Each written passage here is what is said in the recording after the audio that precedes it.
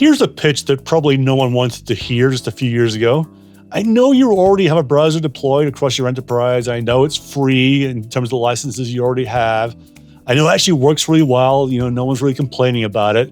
But I want you to set that aside and I want you to pay for ours. And I promise you it's going to get better and be better in the future. That was essentially Island's challenge 3.5, 4 years ago. And looking in from the outside, honestly, it sounded really interesting, exciting, but also incredibly difficult to get into that market. So welcome to episode 300 of the Cyber Go-to-Market Talk podcast. For this milestone episode, I brought back someone whose journey is really interesting, someone I respect and admire and really enjoy following along in the industry to see what he achieves. And that is Eric Appel, the CRO of Island. Eric actually joined me back on the podcast in 2022, and I highly encourage you to go back to listen to that episode. At that point, Island was just 6 months out of stealth and trying to convince enterprises to replace something that wasn't broken. They were finding their feet. They got their first batch of customers.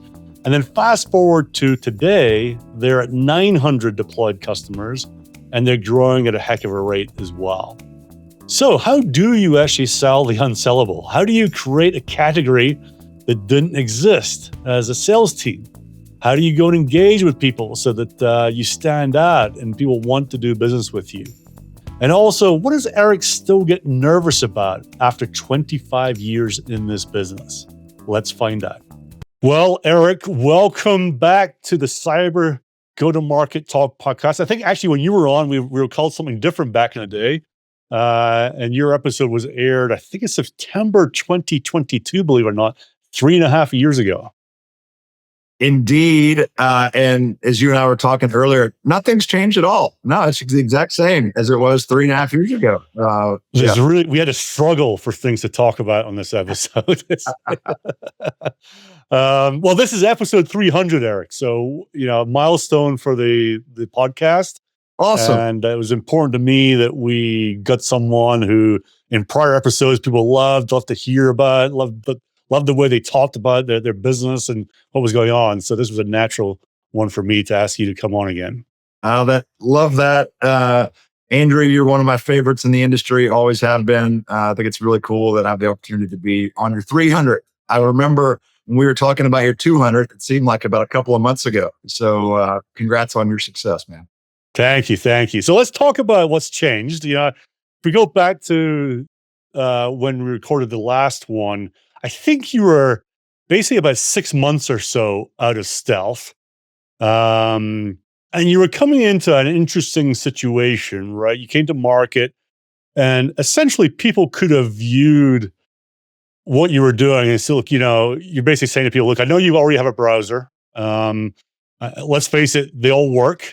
Right? It's not like they're failing and crashing and not rendering web pages very well, right? And by the way, it's free. Like we know that what you've got is free, and we want you to now pay for it. So I'm kind of interested, like going back to 3.5 years ago, and how you think about that journey from talking to people who are saying, "Yeah, I get this thing over here that's free," to then suddenly people getting the idea about actually this could be something that is very different.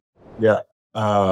I just, as you're asking that question, I started to think about that 3.5 years ago. And in a way, it feels like forever ago. In a way, it feels like 5 minutes ago.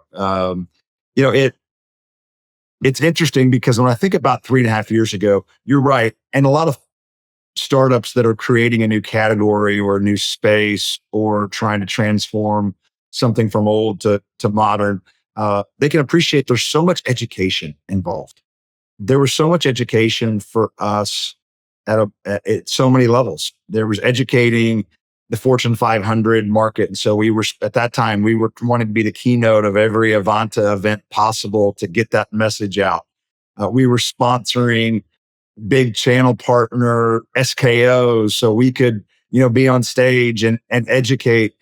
There was just so much that was educated. And then after we would educate, we would then do the pitch and the demo, and we try to latch on to a use case.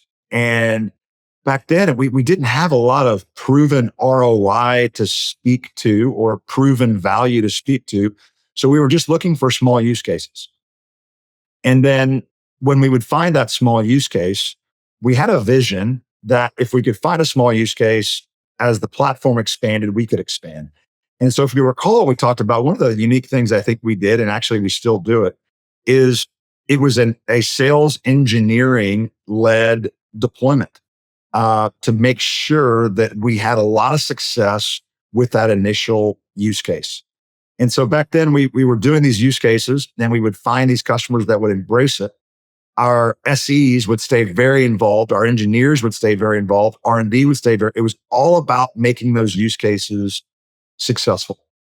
And fortunately we did. And so it was all about landing with a specific use case. Now, if you fast forward, several years, as you would hope, we have case studies and we have real references to show how, as we deployed those use cases and grew, one of three things happened in the account, and sometimes all three. We drove a great ROI because as you deploy a browser, now it's become more of a platform. There could be great ROI from tech stack reduction, from cost avoidance, productivity improvements, those types of things. User experience is really interesting. Andrew, I've worked with you a long time, and then I've been in cyber now for, almost 25 years. And we rarely have the opportunity to talk about user experience. As I think about right now, we're at around 900 or so deployed customers. Almost every single one of them would tell you that user experience is improved. Whether it's, hey, I work at a bank and I no longer have to carry two phones because Island is the way now that I can access those applications. It's, hey, I'm traveling. I don't have to take my laptop. As long as I have Island, I can access an application anywhere I want. Hey, I have Island. I no longer get ads. I no longer have to use a VPN, a VDI. So user experience is big. And then the third thing that we're able to now educate, because we've seen the improvements, is just a better cybersecurity posture. And so it kind of moved from land with a use case, let's lean in like hell to make them successful, try to have the opportunity to expand, to now, fast forward 4 years ago, we've got so much goodness that we've collected. I'd be lying if I still said, it's easy, but it definitely is benefiting us to have, a lot of those good stories behind us. So that's interesting about user experience, because I would imagine 3-4 years ago, going to an IT organization and saying, that thing that no one ever complains about, we want to give you something different, and they're like, well, hold on, don't touch, don't touch anything. It's all working really well right now, right? But if you look at the totality of the user experience, I guess there's much more to it than just you're changing the browser. It's a great call out, and it's not actually the browser; it's the outcome of an enterprise browser. And what do I mean by that? Well, if you don't have an enterprise browser, you have to find a means to secure the engagement between users and applications. And so therefore you have a prevalence of VDI for any third party. So you think about the rise that Citrix and VMware, and then, more modern solutions like Microsoft AVD, AWS Workspaces, all of that, because you still have to secure that. So you may still be using Chrome or Edge within that VDI session, but nobody wakes up and says, I love to use VDI today. Or nobody wakes up and says, I can't wait to turn on my Cisco AnyConnect or, my Palo VPN. But with an enterprise browser approach that has become such a much larger platform, those things start to go away. You don't have VDI. You don't have VPN. You're not served up ads. So you don't have the callbacks to Google. You can now enable AI securely. So user experience does start. It's a great byproduct of working with this. I remember when we talked 3.5 years ago, one of the things that stood out and I've had people kind of comment to me about was, your first batch of sellers that you hired were obviously people that you guys all knew, right? There's a lot of trust there. It's a natural thing to do. And, you're able to attract great talent, right? I'm just wondering how your profile has changed as you've gone from maybe more, missionary, educational into actually we're now at a spot where we really can pull down bigger deals and more wide scale deals, things like that. I had theory, and like most of my theories, they were wrong. I, I, I theorized several years ago that great sellers were great sellers were great sellers, and who we hired and the type of person that we would have hired 4 years ago. Hey, they were great at what they did. They had a great network. They could educate. They could do a sophisticated sales cycle. That same seller would be the type of seller, or that same first line leader, second line leader would be the exact same. Like my wife would tell you, I was wrong. I would hear people talk about in startups that, the group that got you maybe somewhere isn't going to be this, it won't be the same group. And I was like, horseshit. Um, but there is some truth into it, unfortunately. We have had to evolve. Just like any organization, just like any person, in order to grow, you have to evolve. And we've definitely had to evolve. If you think about that first group of sellers, we were a little bit different. We didn't just go hire traditional startup sellers, as you and I talked about. We hired experienced sellers that we could trust, that had a network, that we could trust, that if something wasn't working right in the sales process, it wasn't a sales issue, it was probably a product issue. So we could isolate that. If you now fast forward to where we are, I still, don't get me wrong, I still love a salesperson with a network. But now that Island isn't just this net new toy, it's actually in some ways being chased by others. Speed becomes so important. Those that have this maniacal desire just to prospect while understanding complex sales. And then finally, the thing that's also changed for us is that Island is not just a cybersecurity sale.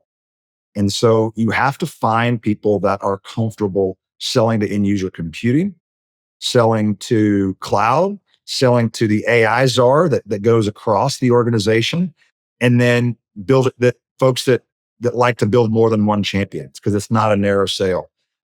Back 4 years ago, we were typically convincing the CISO, and that has changed, fairly significantly for us. How do you know you have someone who has that maniacal desire?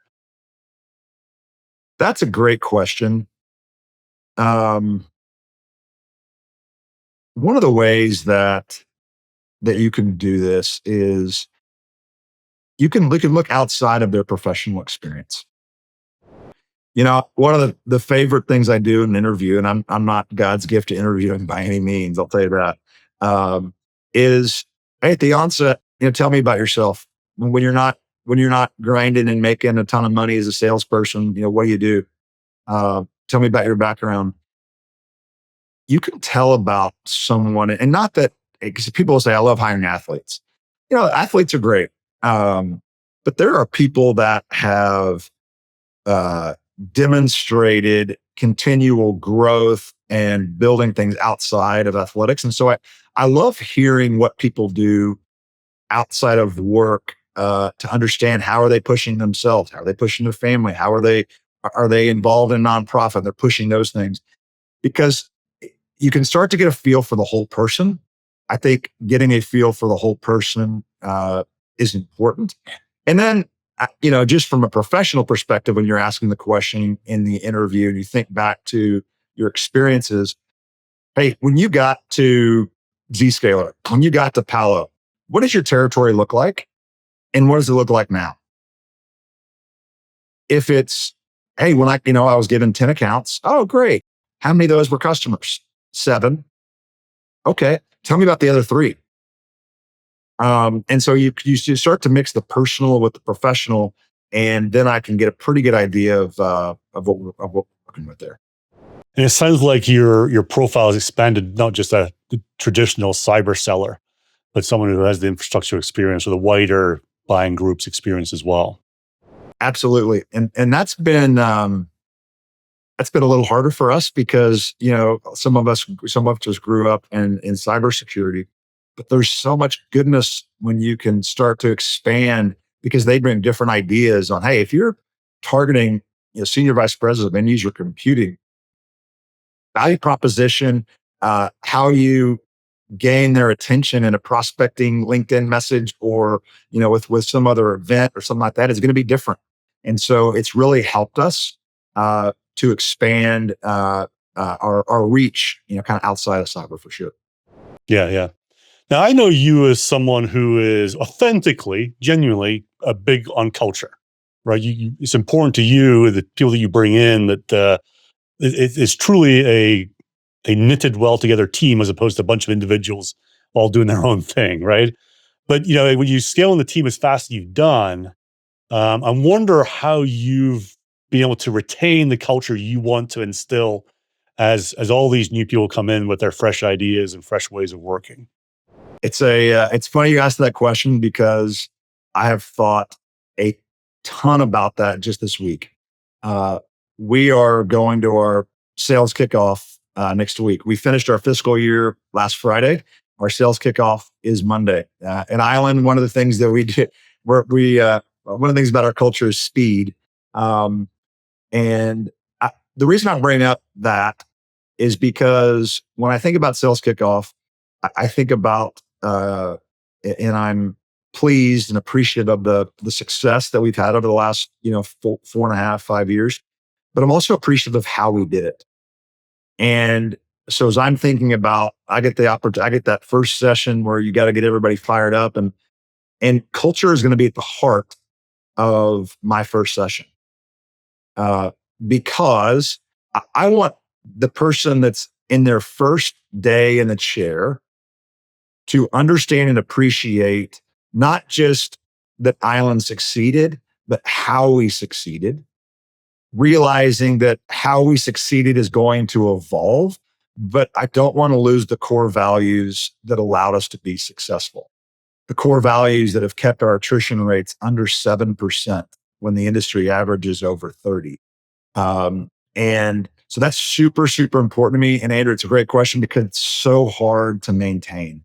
As you get in the sales organization, first line leaders, second line leaders, third line leaders, there's so many different routes to market. It's really, really hard to maintain. And so you have to be unbelievably intentional about it. You have to talk about it. You have to be it. You have to represent it. And then you have to make sure that your leaders are doing the same. So I think about it all the time.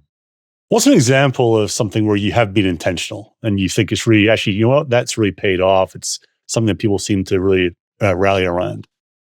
There's a couple of things. One, I'll give you a simple and kind of funny one. As you can kind of see me on a video, I'm wearing my Island logo. If you would have asked me back in 2022 when we did that first podcast, would everybody in your company still wear Island gear every day? I would say probably not. At some point, that's going to not be cool anymore and it will kind of peel away. Here we are in February of 2026. Island has now almost 800 employees. Venture to say that every single person still wears Island every single day. I don't know of another company that's done that would want to do it. I don't know if I ever work at another company, I'll want to do it. But there's something about wearing it every day that I don't know if it makes you work differently, if it makes you appreciate what you're doing, if it's attractive to somebody on the other screen, or they're like, oh my God, they're all wearing Island again. But there's something to it. I really do believe. I've never really experienced a place where I feel that people really want to do good for the customers for sure, but there's this greater calling to succeed for the company. And so that is something culturally, it's a small thing, but I'm really amazed by it. In fact, now we have a swag store that people can actually go to that don't work at Island. And it looks like you've gone to Nordstrom.com and I was not asked to be a model on it, but you got models with the Island clothing.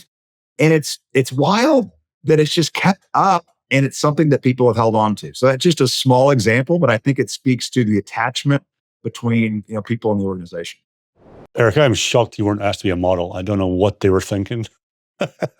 I know my hair is receding and but yeah, I was shocked.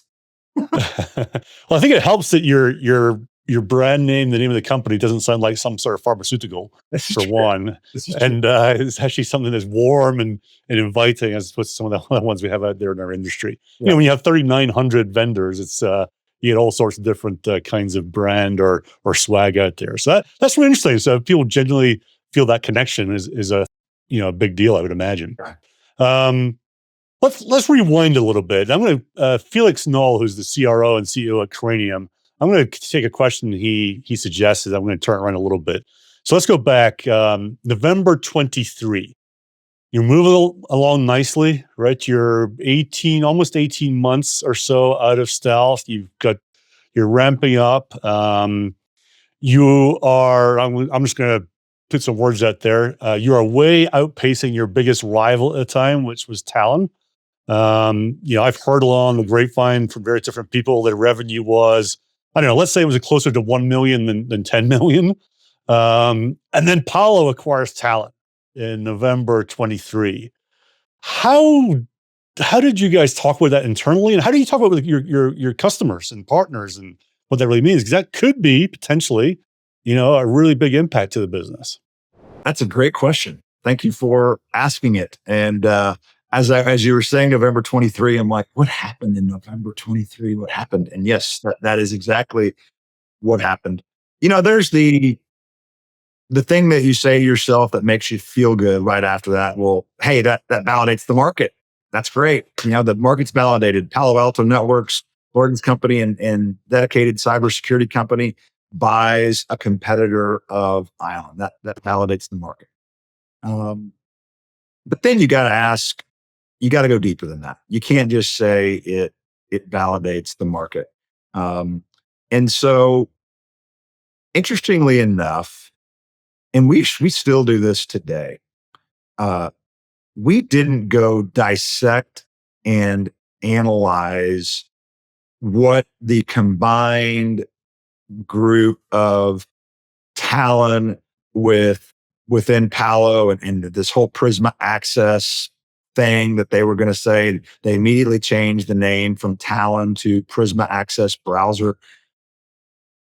Interestingly enough, we didn't spend a lot of time studying it. We didn't spend a lot of time looking at what would make that unique, where would be the gaps. We just put the throttle down even more on our side. It's like when the US Treasury, when they study fraud, they don't look at counterfeit dollars. They look at the real dollar. And that way, they always know that this is the real dollar. And if they see something else, then they'll know. They don't spend time studying something else.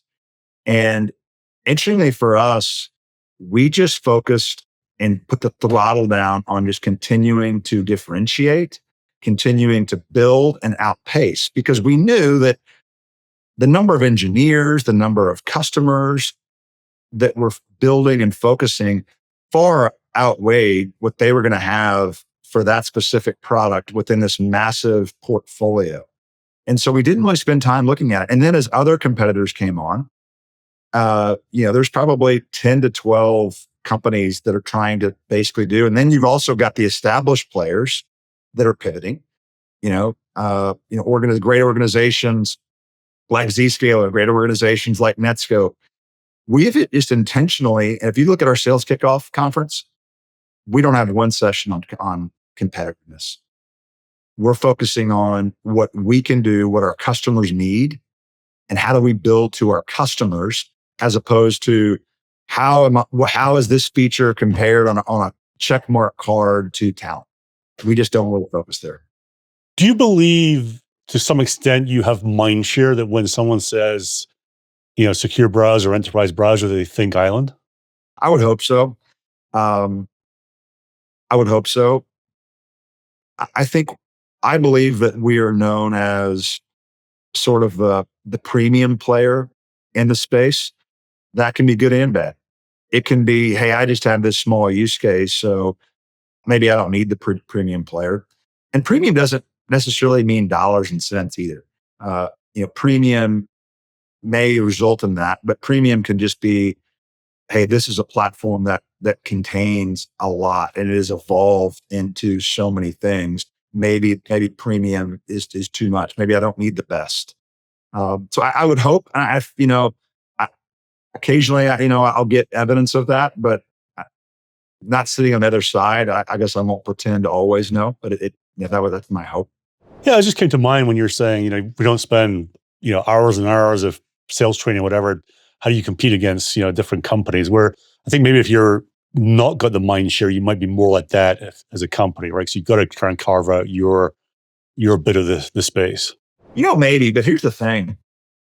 If my wife ever lets me do this again, in 15 years, the thing with chasing, if because I spent time at some big companies in the past, and they were great companies, and I would never change anything.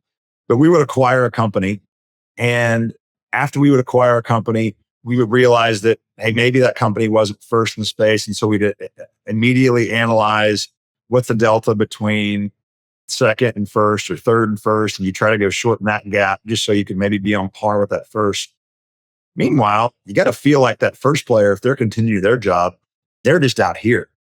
And it's that balance. It's almost hard to catch.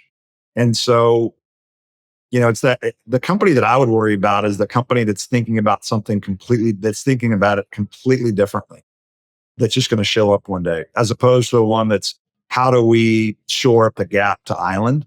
They come up with something that is just completely different that we haven't thought about. Let's talk about international. It looked like going through hiring, you added international very quickly. I think I'm right in saying February 2022 is when your sales leader in EMEA came on board, right? That was basically, I think, as you were kind of coming out of stealth.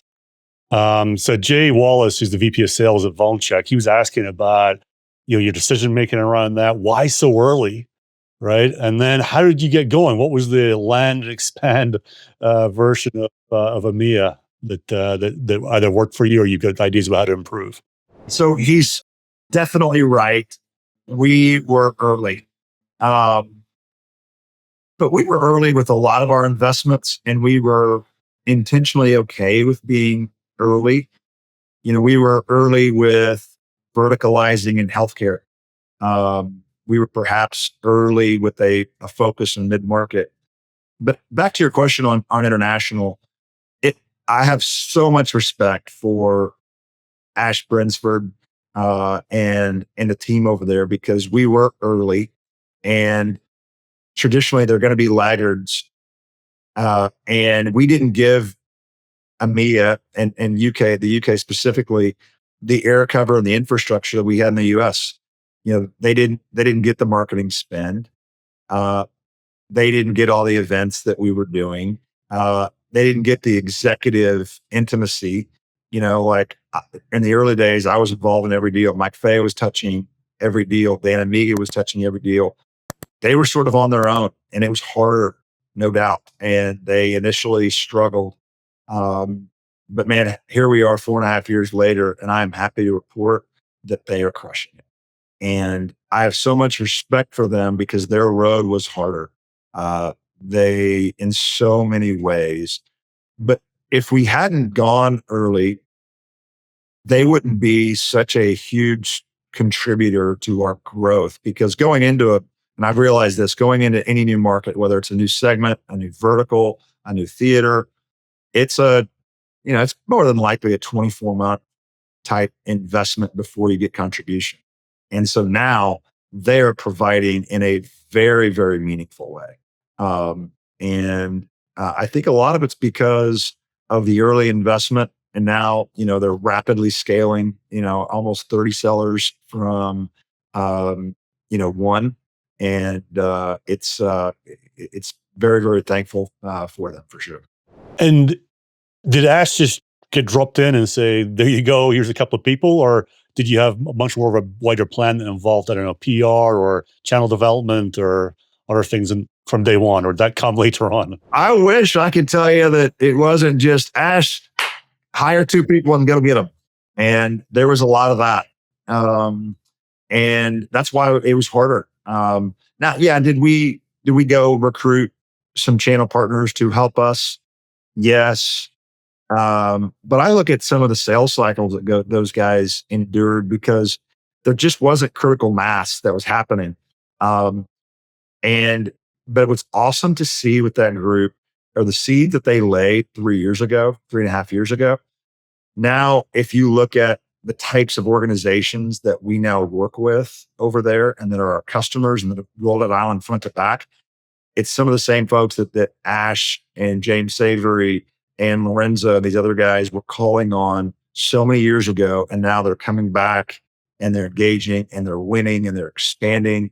And yes, as that it was a little bit of a momentum ride, and that as we started to get customers, we started to invest more, and the marketing started to come, and the flywheel really started to go. And the flywheel has caught now, and it's exciting to see. How many sellers did you have in the company in February 2025? If you were February to guess. 2025, which is Basically a year ago. 1 year ago, we were around 80 sellers. Okay. So in all the areas where you invested early, looking from the outside, it looked like one area was not enablement and effectiveness and things like that. I think you hired your first leader in February 2025, which is what I was asking.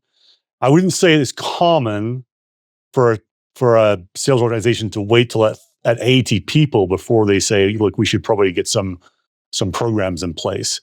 What was the thinking around that? It's a really good question. And could there have been an opportunity to initiate that investment sooner? Yes. I view enablement as, in terms of sales effectiveness, there's so many different things we're doing with the product and that kind of thing. I view enablement as one of our biggest opportunities for growth this year. I mentioned that 80. Well, now basically multiply that times 2 now. And that's about where we are. And if I look at the biggest opportunity, it is in the onboarding and the investment in our folks that are within 12 months. There's such an opportunity for them to grow. But also we're realizing that, hey, can't just focus on the first year guys and girls.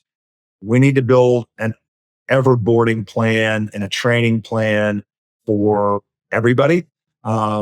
This is the first year where we've really built meaningful productivity enhancements into our capacity plan. Because it's the first year we've really been able to look ourselves in the mirror and say we feel comfortable doing that. And so, if I'm talking to other leaders out there, is this something that I wish we would have done a little sooner? Yeah, it is. Now that we're in the throes of it, I think we're doing it in a very intentional way. The team that we have is now growing. I think it's really starting to work, but there's a huge opportunity to up level that could help us, even improve upon the productivity enhancement that we've got built into the yield. Okay. Old friend Steve Pepe, VP of Field Engineering at Sublime. He was going to ask you a question around, where does SEs report into an island? Where's the best place for them to report into? How do you balance investments and SEs versus AEs, things like that? For whatever reason, when you say Steve Pepe, I just immediately think of a shit-eating grin. Like every time I see Steve Pepe, he's got this shit-eating grin that he knows something that I should know, but he's not going to tell me I should know. I think he's great. Thanks for asking the question, Steve. So our SEs, while I feel responsible for them in a way that I want to make sure they're successful, they feel pulled into our culture and they know how important they are. Our SEs report up through Braden Rogers, who's my peer. Braden is responsible for everything customer facing. He owns customer success. He owns product marketing for our customers. He owns pre-sales engineering. But Braden and I work incredibly close together. I still do a go-to-market call every 2 weeks where all the sales engineers and all the salespeople are together. Almost every all hands call that's go-to-market facing is sales and SE. I, I don't think many CROs would be silly enough to come on here and say that the SEs don't matter as much or more than the salespeople. SEs play a massive role at Island. And so it's super, super important to have that integration. I do think there's goodness though in having somebody that is specifically looking out for them. And Braden and WeWin and others do a great job of making sure that the SEs are taken care of and that they feel fulfilled. And then that's a separate line from me. And so while I feel responsible for them, I think there's some goodness and a little bit of separation there. Okay. Yeah, not many, well, not many, but certainly some would probably say, no, they got to be inside the CRO organization, right, to get that alignment. But it feels like maybe there isn't the disconnect that might happen if they're not inside the same org. Well, part of that's because, Braden and I are such in lockstep. He is my true partner in the business in so many different facets. And because he and I are so connected, therefore down the organization is connected. Okay. Question from Marty Overman, head of sales, North America sales at Darktrace. But let's put this in the context of, in early doors, you wanted to get the right people, right salespeople, high quality, high trust, things like that. And now you're scaled up a long way. So right now, would you rather have 5 expensive reps who know their way around, or would you rather have 15 more junior ones, but they need some guidance and coaching and things like that? They're much more, they need more care and feeding than the expensive ones. I'm going to give you the easy answer, and you're going to be like, "Oh, Eric, that was a cop out." I think it's a blend. I think it's both. I think there's room for. I actually call that diversity. Diversity in experience, diversity in what you need. Because the other thing is, it's a great question, but you also have to apply it to what your specific needs are. For instance, we have a financial vertical. The person that I would hire in the financial vertical to go cover 4 accounts is going to be different than the person that I give Wisconsin and Michigan to. And so I think you really have to understand what that territory needs, what your goal is for that territory, short-term and long-term. There are, some hires where we just got to get in and we got to get POVs going. I need somebody that's going to just freaking come in and bust their ass to get as many POVs going as possible, because we know that's a leading indicator of success. Then there are others where, hey, I've got Wells Fargo. I just need to go learn as much as I can, build relationships, high, wide, low. And the leading indicator of success can look very different there. So I think it's situational and it's both, but we've evolved. Like if you'd asked me that again 5 years ago, I was probably, give me the expensive guys that have a network. And now we've evolved. All I heard there, Eric, was you said that Wisconsin and Michigan don't need high quality reps, but I don't know if that was exactly the point you were trying to make. No. I love the auto industry and cheese. So I love all that up there. Here's a question from, I'll make the person anonymous, but clearly they're a partner of yours at Island. And his question was, why doesn't Eric pay us more money? This is from a partner? Yeah. Damn it. That's not fair. I do think that's actually a funny question. Now I'm thinking, who asked that? The channel program for us has been interesting. 5 years ago, we were coming 4.5 years ago, we were really spending a lot of time as we were kind of in stealth coming out and with the channel. And we were getting pretty good feedback. Oh, that's really interesting. Yeah, I'd love to work with you. But the reality is the channel had a business to run. We were cute. They had to go hit big numbers. they had to go displace products with other products.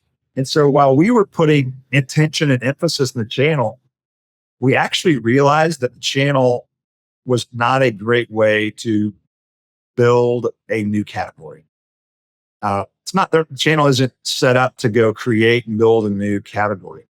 They're not market makers, right? Not market makers, but they create a business scaler for sure. So we now appreciate what the channel can be for us, what we can also be for the channel. So it's a two-way street. It's not just, hey, we need you to bring us leads. No, we got to figure out how do we help them in their journey? How do we help their reps? How do we help them with enablement? How do we help them with introductions into accounts? And hey, at the end of the day, back to the anonymous question, we do try to lean in as best we can from a margin perspective. And we do things internally to also make it attractive to our salespeople to where they don't feel like, hey, I'm giving up this much margin, therefore I'm getting hosed. We do some really creative things to where both sides feel whole. Good. Gotta love our partners out there. Question from Mike Baker, current CRO at Reach, formerly at AIM, No Name, Armis, Silence, McAfee. The legendary Mike Baker, who's on his 5th out of 100 startups he wants to do before he's done in this world. And his question, I didn't understand it. He just said, ask Eric who trained him at his first conference at McAfee when he was a seller. So, first of all, Mike Baker has endless energy. He is he's got so much more energy than me. When I think about the companies that he has led, and the next thing you know, he's doing the same. I compliment him and appreciate him for what the energy that he's brought to our industry. He is one of one, Mike Baker. So back to the comment. So when I was hired, I was hired outside of cybersecurity. I worked at Yahoo. This was 2004. And after I met Rob Amesqua, it was the first person I met in the industry. And I mean, he made fun of me because I just bought a new bag. The next week, I was told to go to this conference in Colorado Springs and follow around a guy named Mike Baker. Rudy Schmidt had told me to go do this. And so I showed up in Colorado Springs and I went to the booth at McAfee and I said, I'm looking for Mike Baker. And he's like, he's over there. So I went tapped, like, hey, Mike, I'm Eric Appel. And I was told that I was going to come and just listen to you at this trade show for 3 days. And he looks at me like, you got to be effing kidding me. You were going to be my shadow for 3 days? And I'm like, yeah, let's go.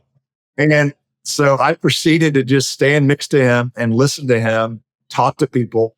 I don't remember one thing about it in terms of like what I learned. But I did learn that that guy was a damn good seller. I remember that. So it's a fun memory. I hadn't thought much about that event in Colorado Springs that you brought that up. That's great. Tell me about you, Eric. What's something that people probably think that you do effortlessly, but in reality, you're paddling away like crazy under the water just to try and keep up and figure out what's going on? I feel like I paddle as quickly as possible on a lot of things, Andrew. There is very little that I feel like just comes completely naturally. I'll give you an example of something, though, that hopefully this gives people some hope out there. Public speaking. So next week, I'll have the opportunity to address, 500-600 people in a room. And I'll get up on stage and I hope that I give this appearance of somebody that's very confident, that believes in what we're doing, believes in our mission, and it feels good about, what we're doing. I will tell you the amount of prep, though, that I put myself through to get up there is what builds the confidence. If I stepped on stage without a significant amount of preparation, I think my heart rate would be even higher than it is. Same thing with a sales call. I still, kid you not, if I'm getting on and, with a CIO or a CISO, at this point in my career, hell, I'm older than most of them. Um, you'd think I've probably talked to 7,000 CISOs in my life. I still get nervous, which, but I use those nerves to prepare.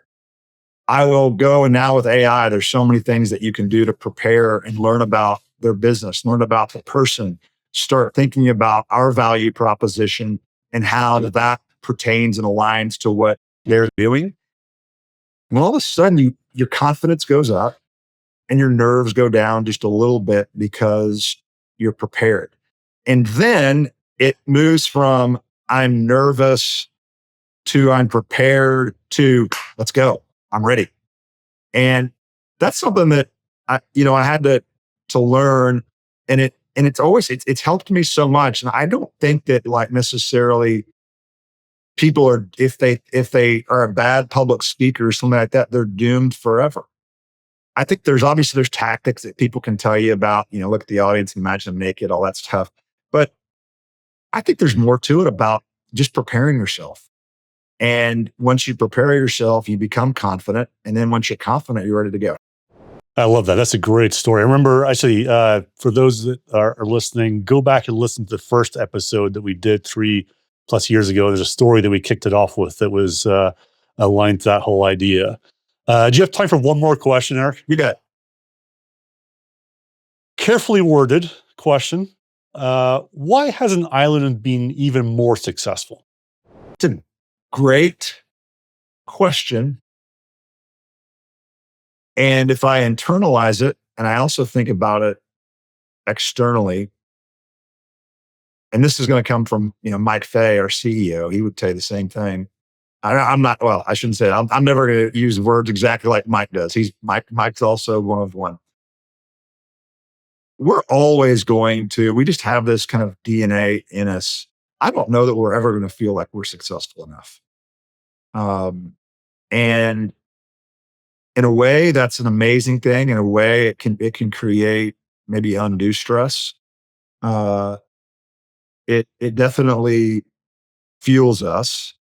But let me give you something, maybe even something more. While I think about what we've done in 4 years of selling, it's exceeded my wildest dreams, expectations.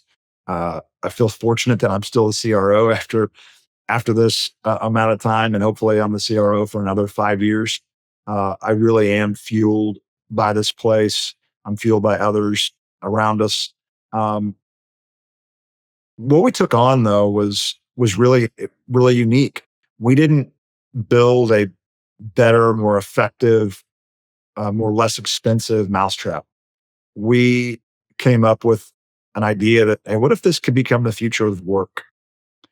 And when you start with something that broad, it takes time to lay the foundation. And I think we've done an amazing job of laying the foundation. If we were more tactical in nature, more surgical, I think we would have grown even faster than we have. But we have chosen to build a foundation that one day perhaps lets us not grow 100% plus year over year. Maybe we have that year we grow 200%.